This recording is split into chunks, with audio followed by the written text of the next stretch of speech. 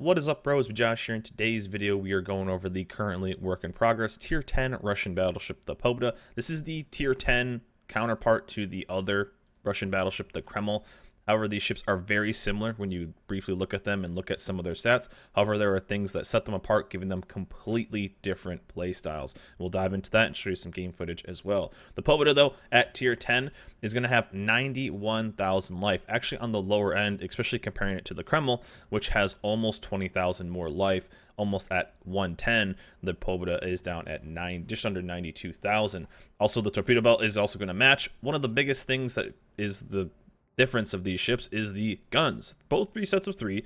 However, the Pobeda has 406s at a 203 meter range, or 3 meter dispersion, 24.7 kilometer range. The Kreml, however, is going to have a much larger dispersion with that 260 meters, slower reload as well, and the main battery range of 20.7. The Pobeda, though, this is going to be the sniper of this line, and the Kreml is going to be the tank of this line, and you will see what I'm talking about. Other than that, everything else is pretty similar. AA is both extremely high, maneuverability is almost identical, and the Pobeda is just a tad stealthier than the Kreml. However, still both very similar. That's where the lines themselves have very similar stats. The armor is pretty similar as well on these ships, so nothing really to kind of dive down there. Very tanky on these ships, and but one of the things is the Kreml has that 12-kilometer buff of range to give that quote-unquote cruiser level dispersion. Pobeda has something a little different that actually wants you to stay at range. Very nasty, this battleship. Captain build for the Pobeda is a little different because one of the main differences is you don't need Superintendent as much because the damage control system doesn't have a maximum amount. So Superintendent does get some love. I still have it. This is the Russian captain I was using on the Kreml. I just threw on another captain there just to get comparable stats. But we're still running fire prevention, still running it's kind of like a normal battleship in a way. So we're taking basic survivability. We still took Superintendent. However, if I didn't have this set up for purely a Russian captain to test the ships, I'd probably pick up BFT, honestly, because running through all 5 heals with this type of playstyle doesn't really happen. Too much concealment to be able to disengage if you want, and then extra marksmanship, stuff like this. Pretty basic battleship overall compared to obviously the Kreml, which only has a certain amount of repairs, a stacked amount, so you definitely want Superintendent. So a tad different there, a bit more of a flexible captain build. Let's dive into some gameplay, and I'll show you what I'm talking about with these ships being polar opposites with their gameplay. Here we are in game with the Pobeda, and one of the things I love about the Russian battleship line altogether is that it promotes pushing. This line, this game, in my opinion, has become a max range snipe fest, especially for a lot of battleship players, and the Russian battleship line actually promotes pushing because the closer you get to something, the more accurate the shells are going to get. You get rewarded. They're very tanky, bow in. You get rewarded for good positioning. You get rewarded for actually getting aggressive and pushing into a team and being able to tank all that damage, as well as dealing more and more damage the closer you get. This thing is the polar opposite and something I'm completely against wargaming ever doing something like this. Pobeda is actually rewarded the farther away you get. It's completely opposite, and in my opinion, a terrible thing to add into this game. Not only is it just a good battleship and together, it rewards you for being farther away. The closer you get, your shells actually get less accurate, and I think in this game too, you'll kind of see that. And this ship, the damage you can deal with it is insane. I haven't really played a battleship that can average this level. I think the games I'm doing, I'm averaging over 200,000 damage in this ship. We had one game which I did like 40k because the game was so fast, because high tier games just go super quick sometimes. But like I had a 220. This one is almost 200. Another game I had 200. I haven't played a battleship outside of the Conqueror that can get 200,000 damage on a more consistent basis than playing this ship. The reason the Conqueror can do it because it farms so much HE damage, which is repairable. The thing about Citadel damage is it's not really repairable. Now, you'll see me fire salvos, and you're like, wait a second, that can't be right. There's no way that's the dispersion on it. It feels like it has a sigma of 1,000. It feels like it has the dispersion of 1. There are some salvos, especially in one of the other games we did live on stream, that it was like, this can't be real. It almost seems like cheat codes because you're just so consistent. And we noticed right around like that 15-kilometer range, 12-kilometer range that we started to see a bit of a drop off with the dispersion. As you see, we didn't really look at the shot, but that's a good comparison right there of the type of shells that are getting closer into that 12 kilometers. That's what I loved about the Russian battleships, is they promoted people getting closer. This game is very passive right now. People are scared to take damage because a lot of people don't know how to take damage or when to push correctly. That's one of the problems with this game, is that it's gotten so passive. You see a lot of things, either it's polar opposite, either complete YOLO or people are too far away. And so having something that rewards good positioning is really, really nice. And we're going to get boosted down a little bit here, but won't be too bad. But this ship actually promoting you staying farther away is something that, as a player and as a content creator, I am completely against. However, this is still work in progress, so stats are subject to change, so I really hope they do. But this thing, if it goes out like it is right here, I'm really bummed out that this is something that Wargaming thought would be a fun idea. This game doesn't need anything that promotes getting farther away from things. I would love for a lot of the high tier maps to even get smaller. And as our DD is running away from the A cap, I was a little bummed. But it's all right. But you're gonna see a North Carolina pop up shortly, and he's gonna be pretty far away, and it'll show exactly what this ship do. This ship is still very tanky, which is nice. But as you just kind of bow tank over and over and over, and you get farther and farther away, you tend to just like, okay, wow. If you have good aim, this is going to reward you. If you have a decent aim in this game, this ship will 100% just reward you with amazing dispersion, and most likely with 406s, they can still overmatch a lot, get full pens on a lot of stuff. It's just fantastic. And if I do zoom in or watch that salvo, it's like the dispersion is so good on some of these salvos. I think this is the poor little NorCal here. Now, we will still get dropped on, but it is what it is. And again, I didn't feel like I ever had a problem doing good damage on this. I felt like it was just, okay, that's another big salvo, or that's another citadel, or that's another big chunk, a 15k chunk. It was such ease to do that much damage to enemy ships. It was actually quite alarming almost how easy it was. That's the dispersion. Look how flat that is from 20 kilometers away. Maybe the Yamato legendary mod will gift you with some of that, but it's just absolutely nuts how just consistent on a 26.4 kilometer reload. Here we go. A nice little salvo on the NorCal. I don't think that's the salvo right here. It may be, though. 21 kilometers away, though. He's sailing nice and broadside. Again, just amazing dispersion. It felt like every salvo was amazing dispersion. And there we go. It's just...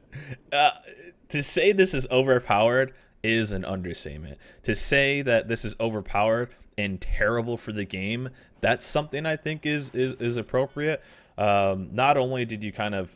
Is there a line in this game like the Royal Navy Battleship line that kind of promotes not tanking and keeping away and farming damage? This one promotes staying far away because you get better results with it. However, obviously there is a bit of there is a bit of diminishing return, if you will, on getting too far away. If you stay at 27, you can even take the range module too, and I think get up to like 30k or something like that. I didn't do that. I wanted to reload. But if you're chilling at 25k or 24.7, you're sitting at 24.6.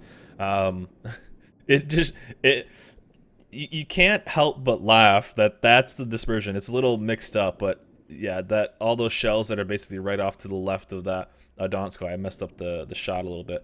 Those were my shells. It got a little messed up with the Minotaur, but my God, this ship is just out of this world. I almost just stopped playing it on stream because it didn't make much sense to keep playing it, because there's no way this ship goes out like this. There is no way this is okay. There's no way that this should ever be approved as a thing in World of Warships. There's already a big enough problem in this game with battleships at being at max range. We don't need anything to promote this. However, did I like playing this ship? Yes. I like obliterating battleships. I like obliterating cruisers. It was fantastic. But for the balance of the game, holy shit, is this thing just... I don't even know what this is. I don't even know what this battleship is, besides maybe like every battleship main's wet dream that like this is the kamikaze R for battleships, if you will. It's basically just a tier 10 seal clubber. You don't have to worry about the negatives of getting burnt down, because you don't have to worry about that. I was a little surprised there. I guess that's the downside. He was a tad more angled than I thought, but I thought I was going to get some actually decent damage there. You'll see we get... That was a bit unlucky in my opinion, and I think we get one more salvo on this guy in a little bit, so we get some revenge. But also Zao armor incoming, so just heads up there. But it seems weird that that this ship itself doesn't have the downsides of Russian ships too. And there's a good example. As we're getting closer, look how my dispersion's getting worse. It's just less inconsistent. So I'm pushing in like a good boy battleship, and I'm getting punished for it in a way. And then we get a salvo like that. But still, you are just kind of at a loss for words with this ship. I want to talk about it. Sure, I mean it's the counterpart to the Kreml, but it almost seems like a waste of time. And I even thought about not making a video on this, but I figured I might, just because it's so ridiculous and it's kind of funny to see. But it just seems so crazy. I don't know. It makes me speechless. I haven't had an easier time farming this much damage in a battleship other than the Conqueror. Let's just say that. This ship was so easy to just get tons and tons of damage. Just rip everything down, pick on poor little North cows that continue to sail broadside, shoot down planes because it has a high AA rating, and it doesn't have the negatives that the Russian battleships have. You don't have to worry about repairing one fire if you want to. You don't have to worry about running out of repairs and doing all that. You don't have to worry about that. This one doesn't have that. So what would I do to fix this battleship? I like that it offers faster reload with a kind of like a trade-off. I enjoy that. That the Kreml is kind of known for being this tanky thing. Let the Kreml keep having its buff. This, make it more like a faster battle cruiser, if you will, and just kind of have some fun. I like the ability for battleships to be able to flex. Obviously, I've talked about in the last few videos, especially with the French destroyers, that I like fast battleships. I like the ability to get from one side of the map to the other. Let the Kreml be the tankier one, and let this one be a bit more of the aggro one and the damage dealing one, and kind of reward it there. It has a shorter reload. That should kind of be enough, in my opinion. Do you want a more aggressive, better damage dealing battleship, or do you want the tankier one that will have the bigger caliber, more life, but you have a slower reload, and it's kind of the trade-off? You get kind of, one's tanking, one's damage. I like that. I like having options like that. Like I said, it gives you a bit of a different play style, and we'll try to help out our Minotaur here. But when you turn broadside to a Zao, there's not much you can do, but he had to get torps off, but not on my watch, bud. There you go. Sorry, little buddy. But we take that down, and still, every time you see one of these, until they change it, the ship is going to be a nightmare for you. It's just so ridiculously good. And again, I really do not like a battleship, especially a battleship, promoting getting farther away and rewarding somebody. I think we didn't push in right here because I wanted to keep kind of showing off the dispersion, and I didn't want to push into that Minotaur. But I mean, give me that salvo every time. The only thing that I say is, and we had that one salvo. Yeah, we snagged a Citadel on that. Remember, these are 406s pumping out this much damage. So these aren't like the big Yamato guns or anything like that. These are 406s. So that much damage. And again, we were down to, I think, about 23 and some change reload right now with those types of guns. It felt faster than that. You felt almost like a cruiser. I felt like every time I kind of had a salvo, I was ready to shoot. And it's just, I don't know. You can't help but laugh when you see something like this. And I found the ship to be tons of fun to play, but you can expect the reason why. and again, just extremely good. And there's no way we see anything like this on a live version. There's just no way. I feel like there's a great opportunity to make a similar yet different, with one being tanky, one being a more damage dealer.